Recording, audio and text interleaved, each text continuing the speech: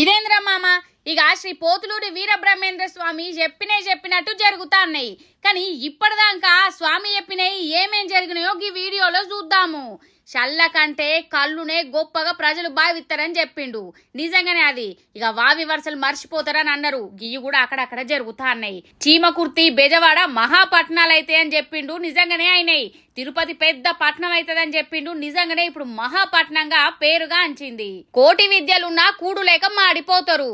సర్వ వస్తువులు కల్తీ అయితాయి. నిజంగానే కదా, బయట ఏం తినాలన్నా భయమే.